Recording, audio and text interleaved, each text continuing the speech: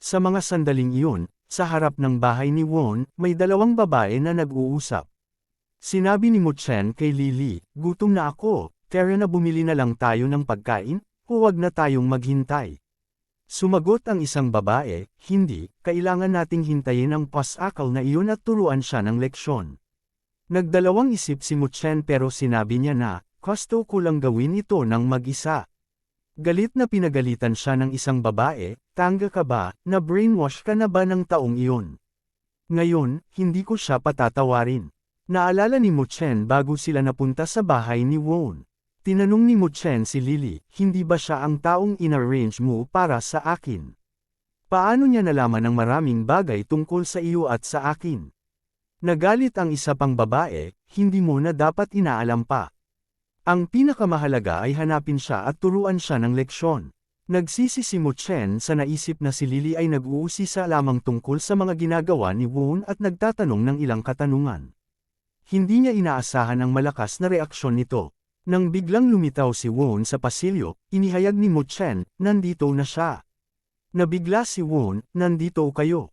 Nagsalita ang isa pang babae, siya ba ang lalaking nanloko sa kaibigan ko, Mu Chen? Sa isang tingin pa lang sa kanya, alam mong hindi siya mabuting tao. Mahinang tumawa si Won, kung alam mong hindi ako mabuting tao, bakit ka pa pumunta sa akin? Nang inilabas ni Won ang kamay sa kanyang bulsa, mabilis na itinaas ng babaeng may kulay rosas na buhok ang isang electric baton at nagbabanta, ano ang gusto mo? Pinapayuhan kita na lumayo ka sa akin. Walang pakialam si Won at dumaan sa dalawa, binuksan ang pinto, ano pang hinihintay mo? Sigaw ng galit na babaeng may kulay rosas na buhok, may lakas loob kang lokohin ako, mamatay ka na lang. Mabilis na sinabi ni Mu Chen, Lily, tigilan mo na.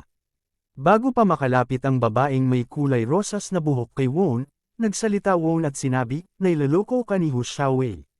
Biglang tumigil ang babaeng may kulay rosas na buhok, ano ang sinabi mo? Humarap si Won at ipinaliwanag, si Hu Xiaowei ay nasa Donghai na ng 4 na araw bago pa kayo nagkita. Pumunta siya sa Unit 201 sa Fuyuan Road para makipagkita sa kanyang kasintahan. Pagkatapos ay pumunta siya sa kanyang mga kaibigan para uminom kasama ang mga kaibigan. Kahapon, naubos ang kanyang pera at hinanap kanya. Para sa kanya, ikaw ay isang walking money bag lang. Tinanong ng babaeng may kulay rosas na buhok si Won, totoo ba ang sinasabi mo? Sumagot si Won, kung hindi ka naniniwala sa akin, tumawag ka at itanong mo na lang siya ng sarili mo. Galit na sabi ng babae na may pink na buhok, paano mo nagawang pagdudahan ang paghusga ko? Tatawagan ko siya ngayon at patutunayan na mali ka. Tinawagan ng babae na may pink na buhok si Hu Xiaowei, baby, nasaan ka? Mabilis na sumagot si Hu Xiaowei, nasa bahay ako. Nagpatuloy ang babae na may pink na buhok, may $10,000 sa kwarto, basahin mo ang serye ng numero ng unang perang papel sa akin. Nag-atubiling sumagot si Hu Xiaowei, nasa banyo ako, tatawagan kita ulit pagkatapos ng kalahating oras. Umalis ng galit ang babae na may pink na buhok, Hu Xiaowei, itong kinasusuklaman kong pangalan ay wala talaga sa bahay, tignan natin kung paano mo ako haharapin. Hindi mapigilan ni Mu Chen si Lily ang babae na may pink na buhok, Lily, wait. Bigla na lang niyakap ni Won si Mu Chen at binuhat siya ng paalang, dumating ka na rin naman, bakit hindi ka umupo at mag-relax?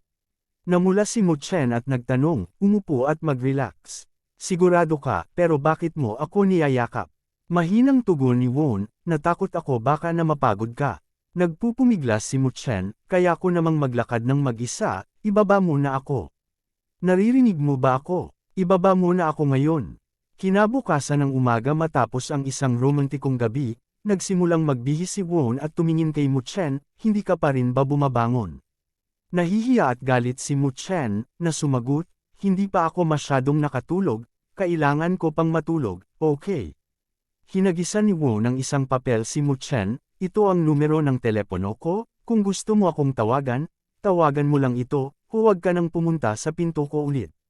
Ngumiti si Mu Chen at nagsabing, okay, sige. Pagkatapos umalis ni Won sa bahay, may isang tao ang sumusunod sa kanya. May tinawagan si Won sa telepono at sinabi, ang taong sumusunod sa akin buong araw, sapat na ba? Mag-e-exercise lang ako saglit at pupunta ako sa arena, magkita tayo doon. Si Won ay nag-training ng husto. Sa loob ng maraming taon, na-master niya ang maraming teknik pero kulang siya sa pisikal na lakas kaya kailangan niyang mag-ensayo ng mas husto. Nang matapos ni Won ang laban, dumating si Wang Yuan. Naalala ni Won na si Wang Yuan ay isang pangalawang klase lamang na martial artist noon, pero dahil sa kanyang kaugnayan kay Li Ruete, mabilis na tumaas ang kanyang kapangyarihan. Sa loob lamang ng ilang taon, si Wang Yuan ay naging isa sa 4 na pangunahing tauhan ng Taekwondo at naging pinakabata. Hawak nila ang industriya at pati na rin ang maraming mga club at ang kanilang kayamanan ay patuloy na lumalaki. Nagsalita si Wang Yuan, Mr. Won, gusto kong ipaliwanag sa iyo na mali ang pagkakaintindi mo. Nag-utos ako ng tao na sundan ka para sa iyong kaligtasan. Wala akong masamang intensyon. Tinanong ni Won, siguradong hindi alam ni Liu Bing o Li Ruete na sinusundan mo ako, tama. Mahalaga kay Li Ruete ang kanyang kapatid na babae. Kung makarating ito sa kanyang kaalaman, siguradong patay ka. Nakaramdam ng kaba si Wang Yuan. Sinabi ni Won, huwag kang mag-alala, kung gusto ko siyang sabihan, hindi na sana kita tinawagan. Nagtanong si Wang Yuan, kaya ano ang gusto mo? Itinaas ni Won ang kanyang bote ng tubig, gusto ko sanang maging magkaibigan tayo. Ang kuya mo ay may maraming tao, kung kakailanganin ko ng tulong, hihingi ako ng tulong sa iyo. Isa pa, kung kakailanganin mo ng tulong sa hinaharap, sabihin mo lang sa akin ng direkta. Iniisip ni Won, bagaman marami akong kaalaman, wala akong kakayahang mabolisahin ito. Kung tutulungan niya ako, mas magiging madali ang mga bagay sa hinaharap. Nang biglang tumawag si Liu Bing kay Won, pumunta ka sa kumpanya agad, may nangyari. Sumagot si Won, sige, pupunta na ako. Ibinigay ni Wang Yuan ang susi ng kanyang kotse kay Won, Mr. Won, gamitin mo ang kotse ko. May mga damit sa loob, kung hindi mo napansinin ito, ituring mo itong paumanhin ko. Kinuha ni Won ang susi at nagsabing, hindi na ako magiging magalang pa. Sa kumpanya ni Liu Bing, sa Public Relations Department, magulo ang lahat. Nag-uusap ang lahat ng sabay-sabay na walang kaayusan, pati din si Liu Bing ay may kausap sa telepono. Hindi maganda ang sitwasyon, hindi natin maaaring i-release ang balita, sumagot si Liu Bing okay na iintindihan ko. Pumasok si Won at nagtanong, ano ang nangyayari? Nangangambang sumagot si Liu Bing, ang aming produkto ng endorser, ang bagong singer na si Deng Sonia, ay nabangga ng kotse kahapon. Tinutulungan niya akong maghanap ng trader. Siguradong nalaman na ni Ding Long ang plano at ngayon si Ding Sonia ang naaksidente. Hindi na niya ma-advertise ang aming bagong produkto. Sumagot si Won, totoo, hindi ito nagkataon lamang. Galit na nagmura si Liu Bing kay Ding Long. Sampain ka, Ding Long. Ikaw na walang hiya, nang ahas kang labagin ang mga patakaran ng bet at pati na rin gamitin ang kapangyarihan ng pamilya. Muling nagsalita si Won, Liu Bing, gusto mo ba akong maghanap ng bagong tagapagsalita para sa iyo? Si Liu Bing ay huminga ng malalim at nagsabing, mataas ang aming pamantayan sa pagpili ng tagapagsalita. Talaga bang makakahanap ka ng karapat-dapat? Ipinakita ni Won ang kanyang telepono kay Liu Bing, may isang sikat na artista sa bansa, isang tanyag na aktres na tumanggap ng maraming parangal na nagngangalang Tao Manying. Ano sa palagay mo? Sapat na ba ang kanyang mga kwalifikasyon? Tumingin si Liu Bing sa babae sa telepono, si Tao Manying. Tumanggi pa nga siyang makipagkita sa akin minsan, lalo na para gawing tagapagsalita ko. Alam ko gusto mo akong tulungan, pero hindi ito posible. Medyo nadismaya si Won, hindi mo ba ako pinagkakatiwalaan muli? Pastahan tayo, bukas ng tanghali mapapapirma ko si Tao Manying sa kumpanya para maging tagapagsalita mo o hindi. Ang milagro ng aktres na si Tao Manying ay hindi lamang limitado sa pagtanggap ng maraming parangal sa pelikulang sword at martial arts, ngunit siya rin ay naging isa sa mga sikat na aktor sa China at nakikilala na sa buong mundo. Nakakuha rin siya ng maraming patalastas at naging isang top celebrity na may mataas na bayad sa advertising sa bansa. Si Liu Bing at Won ay nagkasundo sa pastahan kung kaya ba nilang papirmahin si Tao Manying ng kontrata sa kumpanya ni Liu Bing. Kung matalo si Won, hindi na siya kukuha ng pera mula kay Liu Bing at ibabalik ang 20 milyon sa kanya, pero kung manalo siya, kailangang bayaran siya ni Liu Bing ng 20 milyon at hindi na magseselos. Si Liu Bing ay kumunat ang noo, bakit ako magseselos? Nagkukunwari lang naman tayo na magkasintahan. Hindi naman totoong mahal kita, kaya kung maghanap ka man ng iba, wala akong karapatan at interes na pigilan ka. Nagsignal si Won, okay, at tumalikod. Settled na yan. By the way, ituring mo na itong action fee at ihanda mo na ang 20 milyon. Galit na sumigaw si Liu Bing, ikaw talaga. Kinuha ni Won ang kanyang telepono, Wang Yuan, kailangan ko ng tulong mo sa isang bagay. Pagkaraan ng ilang sandali, dumating sina Won at Wang Yuan sa isang internet cafe. Malakas na tinawag si Wang Yuan ng lalaki, Mr. Wang Yuan, natapos na ang mga preparasyon at ang natitirang mga tao ay nasa labas. Tinanong ni Wang Yuan na may pag-usi sa si Won, Mr. Won, ito yung kapatid kong magaling maglaro pero ano gusto mo sa kanila? Hindi sumagot si Won ngunit malamig na nagbigay ng utos, i-on ang PC at i-play ang show ng Service Legendary City Lord. Pagpasok ni Won sa laro, nakatanggap siya ng ilang notifikasyon, pakiusap, ipasok ang iyong pangalan sa King of the Hegemo. Ang Divine Quantity ay katumbas ng 1 milyong magbayad na ngayon. Patuloy na pumapasok si Won ng impormasyon habang nagsasalita. Pagkapasok, maghintay ka sa Newbie Players Square, itatatag ko ang faction at pagkatapos ng 4 na oras sumigaw si Won, mga kapatid, nandito na ang final boss. Patayin natin ito. Ang isang serye ng mga karakter sa laro ay sumugod para labanan ang mga halimaw, at isa sa kanila ay hindi mapigilan ang kanyang pananibik. Unang beses ko palang maglaro, at may account na akong nagkakahalaga ng 10,000 dolyar, ang galing.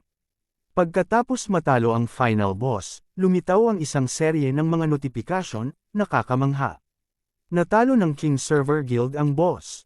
Nakuha ang Beast King of the Rings. Nakuha ang Arna's Obsession. Nakuha ang kalayaang kumilos. May isa pang tao na sabik na sumigaw, ang maalamat na singsing. Magsisimula ng mag-agawan ng grupo namin para dito, pero magbahagi ng patas, huwag kuhanin lahat para sa sarili. Lumapit ang karakter ni Wang Yuan sa karakter ni Won at nagulat, natalo na ng aming grupo ang Dragon God at naging nangungunang faction sa server na ito, pero kinailangan naming gumastos ng hanggang 8 milyon para sa larong ito. Patuloy na nagmanipula si Won, wala nang regular na manlalaro ang buong server. Ang ibang mga faction ay napatay o umatras na, naiwan na lamang ang 2 makapangyarihang faction, King Server at Champion Galaxy. Panahon na para lumipat sa susunod na hakbang. Matapos ang pagmamanipula ni Won, lumitaw ang isang notifikasyon na nagpapaalala sa mga manlalaro ng King Server, ang pinuno ng faction ay nagpasimula ng hamon sa buong server, maghanda ng mabuti. Sumigaw si Won, lahat, magtipon at maghanda para labanan ang Champion Galaxy. Agad na tumugon ang mga tauhan, oo. Sa gitna ng plaza, isang serye ng mga tunog ng pagpatay sa paanan ng lungsod, biglang may tumawag kay Won, okay guys, sa dami ng perang na ideposito nyo, kayo ay mga manlalaro na rin. Ang nagsalita pala ay si Kill the Dragon, ang pinuno ng Champion Galaxy, at nagpatuloy, ang 2 faction natin ay pantay ang lakas, at ang resulta ay hindi patiyak. Pinigilan ni Won siya magsalita, hindi, ang panalo ay nasigurado na. Tinanong ni Kill the Dragon, bakit ka kumpiyansa? Paano mo balak manalo? Tumanggi si Won, hindi, ako ang mananalo. Hindi naintindihan ni Kill the Dragon, ang ibig sabihin ni Won, kaya't sumigaw si Won ng malakas, lahat ng puwersa ng King Server, sundin ang utos, tanggalin ang inyong kagamitan at iwanan ang laro. Hindi maintindihan ni Kill the Dragon ang nangyayari at sumigaw, ano bang ginagawa mo, kapatid? Tumalon siya kay Won upang yakapin ito habang umiiyak at humihikbi, may luha at sipon kahit saan. Huwag kang umalis. Paano natin matutukoy ang tagumpay o pagkatalo ng ganito? Tumingin siya kay Won na may pagmamakaawang mga mata. Mahirap makahanap ng karapat-dapat na kalaban. Pinuno ng luha ang mata ni Kill the Dragon. At nagsalita, nagdeposito ako ng 10 milyon. Sigurado akong ikaw rin ay dapat magdeposito ng mga 8 milyon hanggang 9 milyon. Kung hindi ka maglalaro ngayon, hindi mo ba ito pagsisisihan?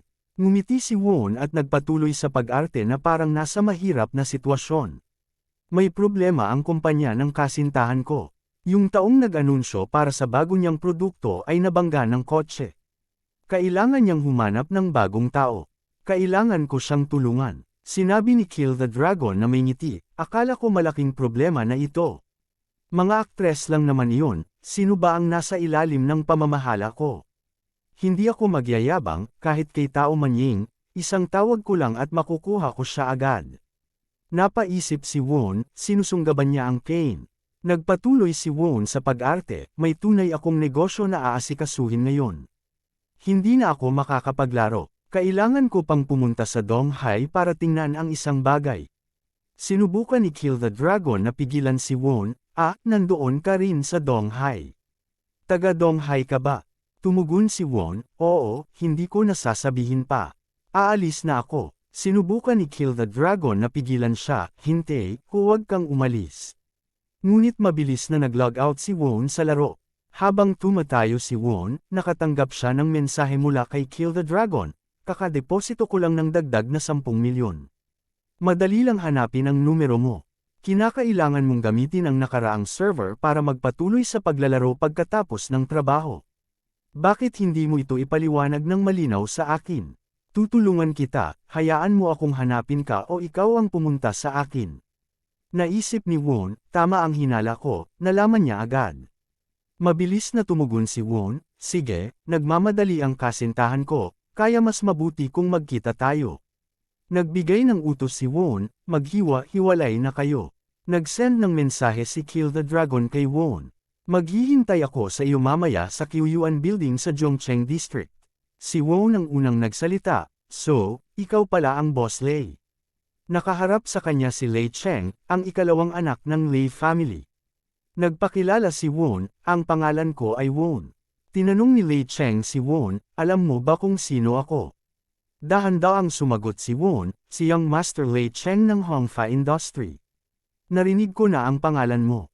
Nagbuhos ng tsaa sa isang tasa si Lei Cheng at nagtanong, kung alam mo ang pangalan ko, anong pamilya ang kinabibilangan mo? Itinaas ni Won ang kanyang tasa ng tsaa at sumagot, nag-aalinlangan ka pa rin, o natatakot na darating ang kuya mo at papatayin ka. Ang Hongfa Lei family ay isa sa nangungunang 10 conglomerate sa industriya ng pagmamanupaktura. Sa kasalukuyan, ang kanilang kabuoang ari-arian ay umabot na sa 60 bilyon. Si Lei Zhenghui, ang 70 taong gulang na chairman, ay nasa isang semi-retired na estado, sa katotohanan ang taong namamahala nito ay si Lei Yu. Ang anumang pangunahing pamilya na nakipag-ugnayan kay Lei Cheng ay itinuturing na isang taksil kay Lei Yu. Si Lei Yu ay palaging gusto ang buhay ni Lei Cheng at ginagawa pa rin niya. Binuhat ni Lei Cheng ang tasa ng tsaa at nagtanong, anong pamilya ang pinanggalingan mo? Binaba ni Won ang kanyang boses at sumagot, Mr. Lei, huminahon ka lang. Hindi ako kabilang sa anumang pamilya. Hindi ako ang uri ng tao na iniisip mo. Ang pagkikita natin ay talagang isang pagkakataon lamang. Naisip ni Lei Cheng, kung hindi ko malaman ngayon, aalamin ko ito ng dahan-dahan sa ibang pagkakataon. Kung ang taong ito ay ipinadala ni Lei Yu, siya ay masyadong bata pa. Nagsalita si Lei Cheng, pag-usapan natin ang tungkol sa iyong kasintahan. Gumastos ka ng maraming pera sa laro, bakit hindi ka man lang nakapili ng iyong tagapagsalita? Nagdrama si Won at sinabi, may ibang taong nagpapakanalaban sa amin, maaari ring mawala ang aming tagapagsalita. Tinanong ni Lei Cheng, kaya hindi ka nagsisisi na umalis sa laro. Huwag ka mag-alala, ako si Lei Cheng, tapat ako sa aking salita. Tutulungan kita na makahanap ng tagapagsalita. Ano ang pangalan ng kumpanya ng iyong kasintahan at anong industriya ito? Sumagot si Won, mga pampaganda. Ang kumpanya ay tinatawag na Symphony Fashion. Nagulat si Lei Cheng, ano? Ang kasintahan mo ay si Liu Bing. Haha, kung galing ka sa pamilya Li, sabihin mo na lang ng diretsyo. Hindi na kailangan magtago, akala ko ibang tao ka. Tumanggi si Won, hindi ko itinuturing ang aking sarili na galing sa pamilya Li. Nagsalita si Lei Cheng, narinig ko na ang relasyon ni Liu Bing sa pamilya ay hindi maganda. Bago pa matapos ang kanyang pangungusap, may tumawag kay Won. Nang sagutin niya ang tawag, si Liu Bing ang nasa kabilang linya at agad niyang sinabi, kumuha ka ng 10 milyon para lang maglaro. Ipinaliwanag ni Won, hindi ko maipaliwanag sa iyo ngayon, ang pastahan ay patuloy pa rin. Sino man ang matalo, tandaan mong lumuhod at humingi ng paumanhin. Sumagot si Liu Bing ng dalawang salita, hihintayin ko. Hindi maiwasang magulat ni Lei Cheng, ang lakas ng loob mong makipag-usap kay Liu Bing ng ganyan. Hindi talaga maisip ni Lei Cheng na maglalakas loob na ipaluhod ang isang tao tulad ni Liu Bing. Anong uri ng background mayroon ng taong ito? Ngumiti lang si Won at sumagot, wala lang, galit lang siya. Normal lang iyon. Nagkaroon kami ng malaking pastahan. Iniabot ni Lei Cheng ang tsaa kay Won, narito, uminom ka ng tsaa. Ano ang ipinustahan ninyo? Pwede mo bang sabihin sa akin ng kaunti? Nagsimula ng seryoso si Won, ang kumpanya niya ay sinasabotahe ng iba at gusto ko siyang tulungan, ngunit tumanggi siya. Sa katunayan, alam ko na ginawa niya ito para protektahan ako. Mr. Lei Cheng, kilala mo si Ding Long, di ba? Si Lei Cheng ay sumagot, alam na ng lahat ang tungkol sa dalawang iyon, at malamang ito rin ay dahil kay Ding Long. Nagpatuloy si Won, natakot siya na makilala ako ni Ding Long at gumawa ng aksyon laban sa akin. Biglaang tumayo si Won at sumigaw, Mr. Lei, ako rin ay isang lalaki. Paano ako magpapakababa na parang duwag? Ano man ang mangyari, tutulungan ko ang aking kasintahan na malagpasan ito. Hinamplas ni Lei Cheng ang mesa bilang pagsang-ayon sa pananaw ni Won, tama ka kapatid. Tapusin natin ang inumin at lumaban hanggang dulo kay Ding Long. Ano pa ang masasabi mo, kapatid? Nagpatuloy si Won, nagpustahan na kami na aayusin ito. Kung magpapatuloy ang pag-aanunsyo ng maayos, panalo ako. Kung si Liu Bing ang manalo, lahat ng bagay sa hinaharap ay dapat sumunod sa kanya. Kung kailangan akong gumapang, gagapang ako.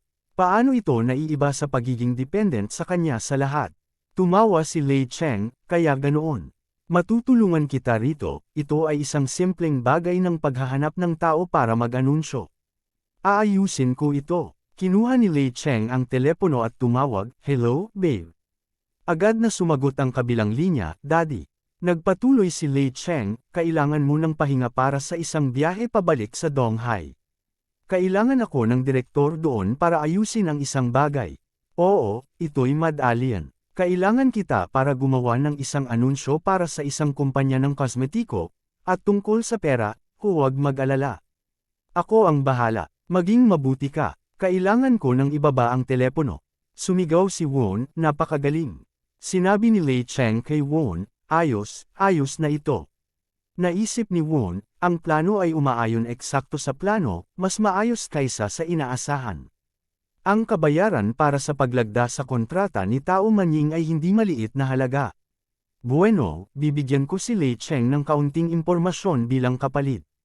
Isa rin siyang bagong kaibigan ko. Wala akong pakialam na magdulot ng problema kay Ding Long. Hindi ko siya pababayaang maghirap. Habang iniisip ito, nagpadala si Won ng text kay Lei Cheng. Ipinakita ni Lei Cheng ang kanyang telepono sa harap ni Won at sinabi, may koneksyon na tayo. Mas matanda ako sa iyo ng ilang taon, kaya okay lang na tawagin mo akong Brother Cheng. Hindi tumutol si Won, oo, at Lei Cheng, mayroon pa tayong mga bagay na dapat pag-usapan. Nakaramdam si Lei Cheng ng kaunting kaba, ano ang ibig mong sabihin dyan? Biglaang may dumating na mensahe para kay Lei Cheng na nagsasabing tingnan ang mensahe. Nang inig si Lei Cheng at nagpatuloy si Won, kapag nahanap mo ang numero ng server, hulihin mo siya. Sasabihin niya sa iyo ang buong katotohanan tungkol sa aksidente noong 10 taon. Nagpatuloy si Won na payuhan si Lei Cheng, dapat kumilos ka agad, baka tumakas siya sa bansa. Matapos ang lahat, may malalakas siyang puwersa sa likod niya. Si Lei Cheng ay nag-isip sa kanyang sarili. Naabisuhan ko na ang mga tao, mukhang kailangan kong bilasan ang proseso upang maiwasan ang kanyang pagtakas. Ganito ang kwento ng aksidente noong taong iyon, 10 taon na ang nakalipas, isang gabi, isang truck ang bumangga sa kotse ni Lei Cheng sa isang matarik na kalsada. Kahit mabilis na nakapag-react si Lei Cheng, ang kanilang kotse ay mabilis pa ring bumagsak sa burol. Sumabog ang kotse at sa kabutihang palad, nakaligtas si Lei Cheng ngunit nasaksihan niya ang pagkamatay ng kanyang asawa sa kanyang harapan. Na-hospital si Lei Cheng ng 3 buwan, at sa panahong iyon, nakahanap ang kanyang kaibigan ng ilang mga bakas. Ang driver na naging sanhi ng aksidente ay ang tauhan ni Liu, ang pinuno ng Departamento ng Seguridad sa Hongfa Group, ngunit nawala siya pagkatapos ng insidente. Nawala ni Lei Cheng ang pinakamahalagang saksi at wala siyang nagawa kundi sundin ang kanyang ama at ginamit ni Liu ang pagkakasundo sa nakaraang 10 taon. Naging mayamang taong walang pakialam sa mundo si Lei Cheng at tanging naghihintay lamang na mabunyag ang katotohanan. Sa mga oras na iyon, pumasok ang isang bodyguard upang magulat, "Sir, nakumpirma na ang pagkakakilanlan at nahanap na ang address." Masayang sinabi ni Lei Cheng, "Magaling, napakagaling." Pagkatapos, bumaling siya kay Won at sinabi, "Won, mauna na ako ngayon na umalis, ako naman ang may utang sa iyo. Kung may kailangan ka sa hinaharap, ipaalam mo lang sa akin." Naisip ni Won sa kanyang sarili, kakalipas lang ng 2 araw mula nang magsimula ang aking bagong buhay at nakipagkaibigan na ako sa 2 mahahalagang tao. Kahapon, si Luguan at ngayon, si Lei Cheng. Ayos na, nakuha ko na ang 20 milyon, maaaring ipagpaliban na ang paghingi ng tawad. Pinindot ni Won ang call button para kay Liu Bing ngunit ipinagbigay alam ng telepono, "Hello," tinanggihan ng recipient ang tawag. Nagulat si Won, hindi niya maaring sagutin. Maya-maya, dumating ang isang mensahe at sinabi ni Won sa kanyang sarili, "Marahil ay galit pa rin siya sa akin dahil gumastos ako ng 10 milyong sa isang laro. Sige, uuwi na lang muna ako."